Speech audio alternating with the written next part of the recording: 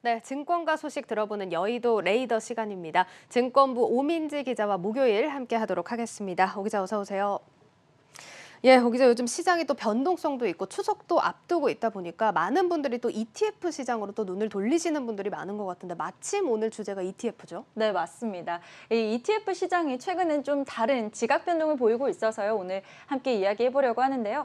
기존에는 이 삼성 자산운용의 독주 체제였던 ETF 시장이 삼성과 미래의 양강 체제로 좀 바뀌고 있습니다. 예. ETF 시장이 좀 커지면서 자산운용사들의 경쟁도 더 심해지고 있는 상황인데요.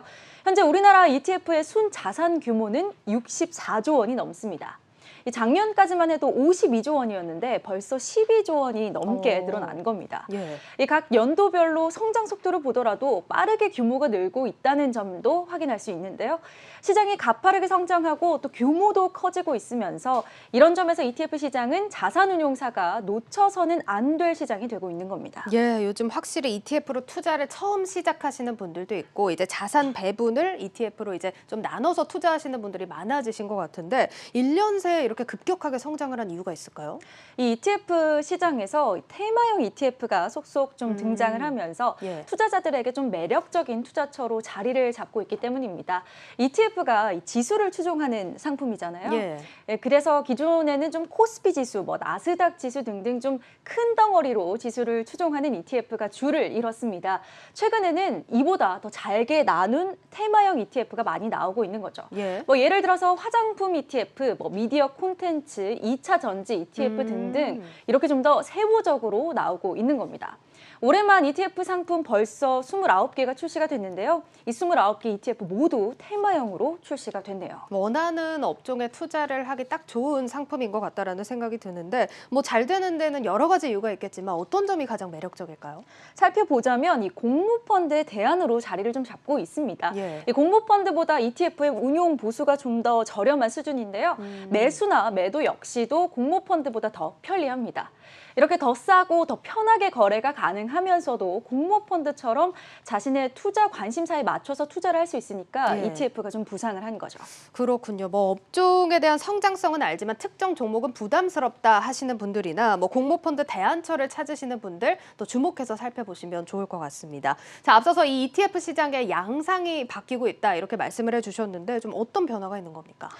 먼저 지난해 말을 기준으로 각 사별로 ETF 시장 점유율을 한번 보겠습니다. 예. 보시면 삼성 자산운용이 절반이 넘는 52%의 점유율을 가지고 있는데요. 예. 미래에셋 자산운용이 25.3%로 그 뒤를 좀 차지하고 있습니다. 하지만 삼성의 점유율의 절반도 되지 않는 수준인 거죠. 이렇다 보니까 기존에는 ETF 시장 안방마님이 삼성 자산운용이다 이런 이야기도 있었습니다. 원래 이제 삼성 자산운용의 좀 독주 체제의 영역이었는데 지금은 좀 변화가 있나 봐요. 네, 맞습니다. 지금은 이 점유율 양상이 좀 많이 바뀌었는데요. 예. 보시면요. 삼성자산운용의 점유율이 44.5%까지 내려왔습니다. 예. 미래에셋 자산운용은 32.6%까지 치고 올라왔는데요. 이 작년 말까지만 해도 2배가 넘게 삼성이 많았는데 이제는 그 격차가 약 12%밖에 나지 않는 겁니다. 또 이 밖에도 KB자산운용이나 한국투자신탁운용 등도 좀 점유율을 높이기 위해서 노력하고 있는 상황이죠. 그렇군요. 상품별로도 이런 변화 양상이 좀 나타나고 있나요? 좀 구체적으로 상품별로 한번 보면요. 예. 삼성의 독주 체제, 이 상품별로도 좀 흔들리고 있는 양상입니다. 국내외 ETF 3개월 자금 유입 현황을 한번 살펴봤는데요.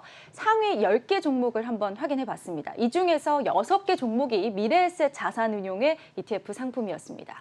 이 상위 10개 종목 중에서 각 사별로 자금 합계를 보면 예. 미래에셋이 3조 원을 넘어섰고요. 삼성이 1조 8천억 원 수준이었기 때문에 자금 격차에서도 좀 두드러졌다 이렇게 말할 수 있겠습니다. 예, 다른 운용사들도 본격적으로 좀 시장을 키우면서 활기가 더 도는 모습인데 이 시장만 커지는 게 중요한 게 아니라 그동안 얼마나 잘 해왔는지 이 성적표도 좀 중요할 것 같습니다. 어떤 상황입니까? 네, 말씀하신 것처럼 얼마나 잘 운용했냐 이 부분도 중요한데요.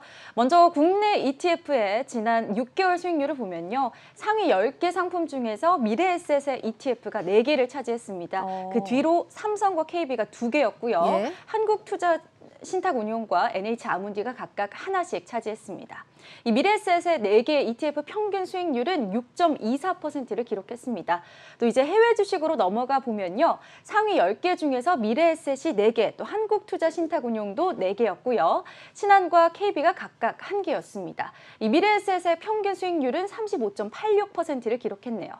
이 올해를 기준으로 국내외 ETF 수익률 상위 상품 리스트를 한번 봤는데요. 예. 삼성보다 미래에셋의 ETF가 좀 더 많이 이름을 올린 것을 확인할 수 있습니다. 그렇습니다. 지금 미래에셋 자산운용이 꽤 많이 치고 올라오면서 경쟁이 점점 더 심화되는 양상인 것 같은데 그럼 이제 투자자들 입장에서 투자처를 고른다라고 할 때 많이 고민이 되실 것 같아요. 네, 맞습니다. 사실 이렇게 투자자들 입장에서 살펴보면요. 운용사들이 이렇게 경쟁을 많이 한다는 점은 뭐 나쁘지는 않습니다. 오히려 환영할 만한 상황인데요.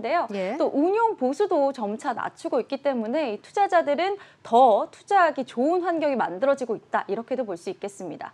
한번 보시면 삼성 자산운용 같은 경우는 중국 관련 ETF 4종의 보수를 연 0.12%로 낮췄고요.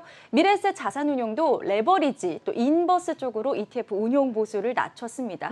이 두 자산운용사 말고도 KB도 코스피와 나스닥 ETF 보수를 낮췄고 또 한국투자신탁운용도 이 5개 ETF에 대해서 보수를 기존의 최고 0.25%에서 0.02%로 낮췄습니다. 이 투자자 입장에서는 보수가 낮아진다는 점이 좀 긍정적일 수 있지만 또 예. 운용사들의 지나친 출혈 경쟁으로는 좀 이어지지 않았으면 좋겠다 이런 생각도 들고요. 네, ETF 상품 앞으로도 경쟁이 좀 치열한 시장이 될 걸로 보이는데요. 더 다양한 테마의 상품들 나오고 있으니까 운용 보수 또 수익률 등등 잘 따져서 투자하시면 좋은 투자처가 되지 않을까 싶습니다. 예, 이렇게 규모가 커지고 있는 ETF 업계 살펴봤는데요. 투자자들에게는 우호적인 환경이 그래도 조성이 되고 있는 것 같습니다. 오늘 내용 참고하셔서 좋은 투자하시면 좋을 것 같습니다. 자, 여기까지 듣겠습니다. 증권부 오민지 기자와 함께했습니다. 잘 들었습니다.